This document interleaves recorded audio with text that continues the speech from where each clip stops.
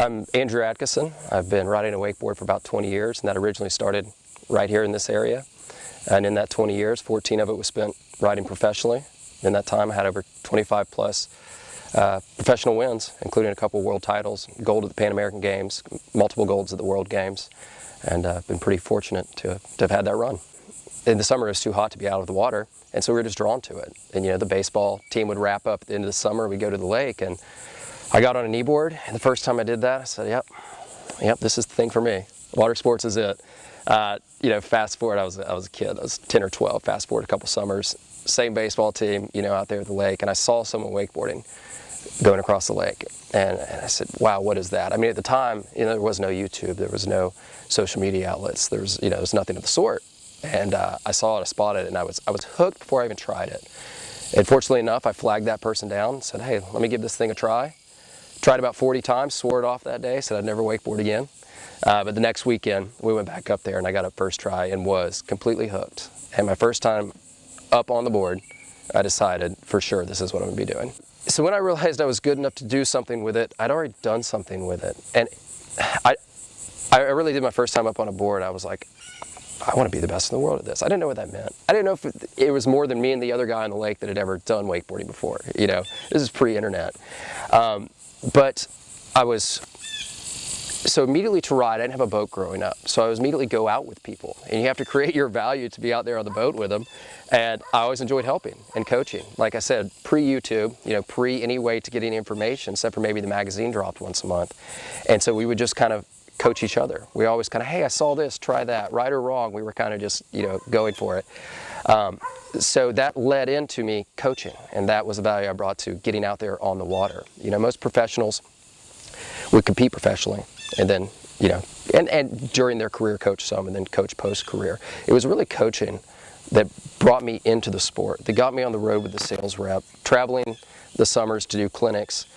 And in one of those summers, in one of those clinics, I came across Sean Murray, who is one of the, just the greatest ambassador for our sport and a good friend to this day.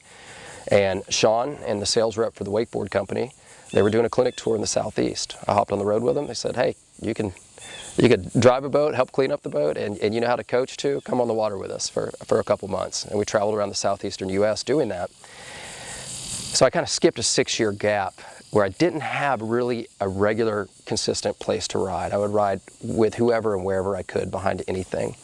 So we get to this point in that summer, I basically got consistent water time. I mean, every day we were on the water, and I'd coach people for a couple hours, I'd go do my demo ride, and then we'd get to it. So the end of that summer, the second to last pro tour stop, Sean Murray and the sales rep, Gary Morrison, who's still a sales rep in this industry, said, hey, do you think you're ready to go to the pro tour? I said, yeah, I think I will be next year. They said, well, we think you're ready now. And we just paid for your plane ticket, your entry fee, and your hotel. So here you have the sales rep who's, you know, traveling the country to make ends meet in a smaller sport, and a guy who would be my competitor pitching in together to make this happen, to get me to go up to the Mastercraft Pro Wakeboard Tour in Detroit. And I was kind of caught off guard, but I was like, well, here it is. Okay, why not? I'll go. Let's test the waters for next year. At that event, there was also an X Games qualifier on a Friday, and it was a Gravity Games qualifier. I mean, this is the X Games, the Gravity Games. So I go, you know, kind of walking around starstruck, pretending not to be, and we show up to the event, and you know, there's a rail that goes over a Ford Ranger truck. I've never hit rails behind the boat. I just didn't have access to it. So I was like, okay, this is going to be interesting. So I went ahead and did the X Games qualifier as practice for hitting those obstacles, right? And I made it through the first round. So there's 90 people in that X Games qualifier, and they took 2. So Friday evening finishes, and I'm at the top of those 90 people against names where I'm like standing on the dock with them, trying not to be starstruck. You know, this is 2002. And at the end of the day, I'm like, wow, that's really weird, but I just won the X Games qualifier. I was like, does that, you know, it didn't register. So we go into the tournament the next day, and this tournament had been prefaced as, it was a 5-minute format. So most tournament runs now are 4 tricks down, 4 tricks back. It's 8 tricks, hit or miss, there you go, that's it. In 5 minutes, you can get about 30 tricks. So all year in the media, this specific event had been pitched as, okay, we know Sean Murray, Darren Shapiro, and Parks Bonifay are going to finish in the top 3. And anybody can put together 8 or 12 tricks. Let's see who can put together 30. Let's see who the best riders in the world are. Fast forward through the weekend, I keep winning my heats. We get to finals, which is top 10. I'm like, what am I doing out here with the top 10 wakeboarders in the world? And I finished 4th behind Sean Murray, the name you recognize from earlier, Darren Shapiro, and Parks Bonifay, the most recognizable and really the most influential people in wakeboarding, really still to this day.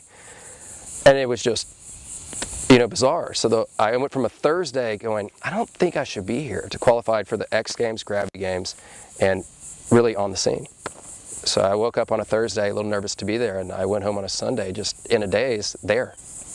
You know, at this point, I've been chasing this thing for, I mean, it's not that long now, but when you're a kid, 6 or 7 years to chase something, and without a boat, without the means to do it, I mean, he was as happy as I was. I mean, I think there was happy tears, and there's about to be just talking about it. I mean, it was like, yeah, he did. Yeah, he was on the boat. He won that event, and it was Father's Day, and his dad was there. And his dad was just as happy for me as he was for Sean. I mean, it was a pretty special day for all involved. And I left, yeah, and I left there, and I realized, well, I didn't realize. I got home, and some prize money showed up in the mail, and I was like, oh my gosh, I can go to the next event. Like, I'm doing this. You know, Mastercraft, I'd been on their radar, and they said, hey, it's the end of the season. You know, that's not when team budgets are made or anything of the sort. They said, we're going to get you a boat. We're going to figure it out. And one of the owners that time at Mastercraft did it out of his personal budget to get me a boat. It's not the company. Out of his, you know, personal budget to give me a boat, and then it picked up, you know, January of '03, where I was a, you know, Mastercraft sponsored athlete. So we come into the World Championships at the end of 2004, and I hadn't yet had a pro men's podium at a WWA event in the U.S. 10-man final. I'm first off the dock in the finals. Standing on the dock with Sean Murray. That name might pop up a few times in this. And I was like, I don't know if I'm going to go for a 900, which at that time was really the hardest trick being done. It's 2.5 rotations. Now it's a pretty standard stock trick. Even in a pro men's final, you'll still see a couple of them. The guys are doing 1080s consistently now. But I was standing on the dock, and he goes, now's the only time you need to go for a 9. He goes, all the times you've done them and trained, this is when you do it. He's like, go down swinging, go for it. You're first off the dock. And I was like, yeah, good call. And I did. I swung for the fences and connected. So it worked out. I stood both my passes, and I knew it was in play. And then I had to watch 9 other guys go off the dock at the end of the day. And you know, an hour and a half later, I had the world title, which was a culmination of almost a decade at that point. Just kind of another surreal moment. And I don't want to skip the 10-year gap in there, which was full-time competing professional. I mean, a series of sponsors head to toe with Oakley, Conley, who I'm still with and a sales rep in the Southeast for now. And it was my job to compete full-time. You know, 25 pro events in the year. In the winter, we would do boat shows, and on the fringes of the competitive season, I would get to coach. And at that point, it was reconnecting with those demos and those coaches in that clinic that got me to where I was. And it really, towards the end of the season, it really was a time I always looked forward to. You know, I loved and appreciated being able to compete, but as we tapered off towards the end of the season, it sure was nice just to go out there and have a boat day with everyone. So now here we are. I'm cherry picking a few pro events and doing 5 or 6 a year, but here I am still coaching, you know, coaching and getting people on the water. I don't want it to come off as just coaching. You know, I have 3 clients that I work with that are competitive riders, and one of them, Mary Morgan Howell, just won the national championship for the 2nd year in a row last weekend. But majority of what I do is get people out there on the water for that on-water experience. And, you know, and that part being what was there before my career started. During, my sponsors would ask me to do it all around the country, or really world for that matter. And here in the last year, I decided, you know what, I've brought that elsewhere. Let's do it here. Let's bring it to people that are in this area or coming to this area. You know, at a competitive end, one of the things that is really a standout, that lots of people can do this stuff on the water. It's about what you're doing off the water as well is pretty important. But I'd say now the very most rewarding part of all the things I do in my career and among those is, you know, I'm the athlete advisor to the Olympic Committee. I'm on the board of directors for USA Water Ski. I'm the sales rep in the Southeast. I get out there and coach. I get out there and compete. I judge the pro events. I just am absolutely in love with every part of the sport, just like I was 20 years ago. But the most rewarding part of that is kind of opposite ends of the spectrum. It's getting someone up on the water for the first time, and then also like coaching Mary Morgan. You know, seeing those successes through them. Those are two wins. They're still very similar. One is a national championship and a world championship for her, and that is, I mean, it gives me goosebumps like it was me standing on the podium. But then it's all relative. That's standing up on the board for the first time, or landing your first wake jump, or landing your first back roll. That all feels the same. It just kind of scales across the board. And the reason I'm naming this business is Experience Wake, because I don't want people to go, "There's a multi-time world champion and this and that." Yeah, we want to go maybe have fun, but I'm not looking to compete. You know, 95 or 98% of what I'm doing is just getting people out there on the water for an experience. Whether it's wakeboarding or wake surfing, we may even stick you on an SUP behind the boat. We're gonna go have fun on the water. So the ages with that, gosh, I had my nephews on my shoulders at 3, and that's an old start amongst amongst guys in the sport for getting their family out there on the water. So really from 4 and 5 years old on up to the early 70s. It's one of the wonderful things about wake surfing. We can go out and surf 7 days a week, but also when we're getting out behind the boat, we're only going 10.5 miles an hour. With that, I give a get up guarantee. So if you want to come out on the water, we're going to do this, we're going to have a good time. If you don't get up, don't worry about it, it's on me. Other than the good fortune of meeting some really wonderful people that said, "Yeah, kid, come on the boat. We understand you don't have gas money. Come on out here and hang and ride." Is that we're completely surrounded by these amazing waterways here in South Walton, in Bay County, all over. There's a pocket of lakes just north of Panama City that look just like the beach. White silicon sand and crystal clear water. So I spend a lot of time on those. They're just inviting. It feels like a big swimming pool.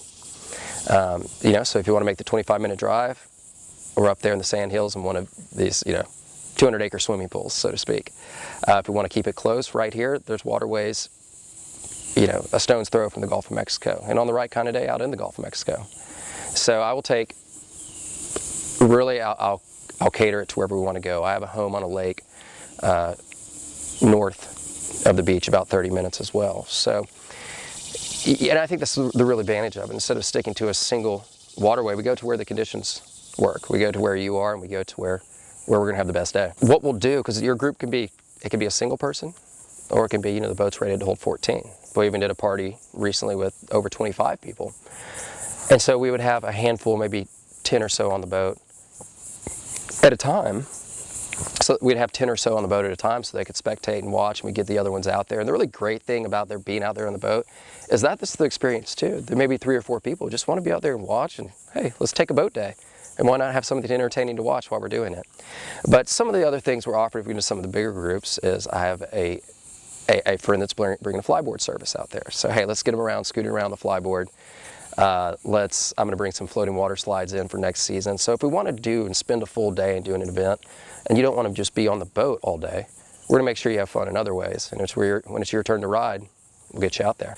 I have some riders that are, competitive riders like, hey, I have an hour, I want to come out and get a set. Okay, come on. They're in the boat, they're out, they're on their way. That's kind of the rare experience. Usually it ends up being about a 3-hour package. Usually it ends up being about a 3-hour on-water experience, but oftentimes those turn into 5 or 6 because people want to stick around. You get about a half dozen people in 3 or 4 hours, and it's action-packed the whole time. Everybody had a blast, and you just had a real experience you're going to end up, posting about, and then you have the rest of your day. And if you'd like to get in touch and come out and give it a try, there will be a link right here on 38prime.com, and you can also go to experiencewake.com. It has all my information, and give me a shout or an email, and we'll get you out there on the water.